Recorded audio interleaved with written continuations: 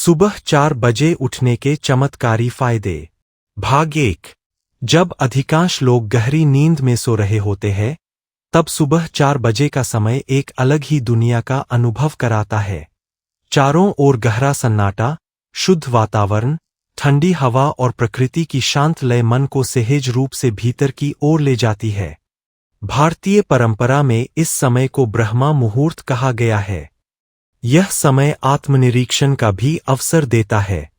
दिन भर की व्यस्तता में हम अक्सर अपने विचारों, भावनाओं और लक्ष्यों पर ध्यान नहीं दे पाते, लेकिन सुबह की शांति में कुछ मिनट स्वयं के साथ बिताना व्यक्ति को अपनी प्राथमिकताओं को समझने और बेहतर निर्णय लेने में मदद कर सकता है।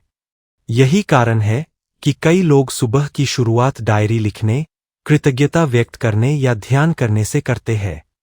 यदि कोई व्यक्ति सुबह 4 बजे उठना चाहता है, तो सबसे महत्वपूर्ण। भाग 2।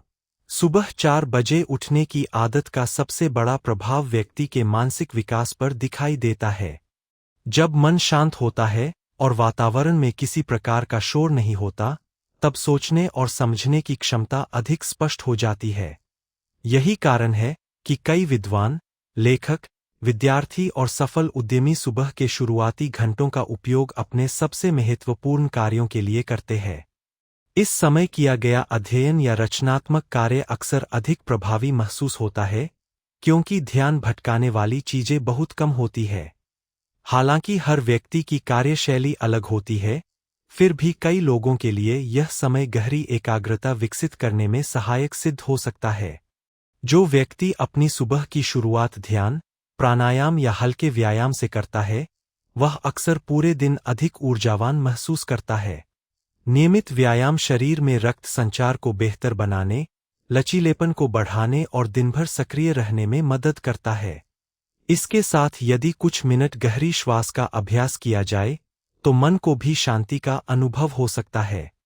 यह आवश्यक नहीं कि हर कोई लंबा योग सत्र करे, कुछ सरल अभ्यास भी दिन की अच्छी शुरुआत के लिए पर्याप्त हो सकते हैं।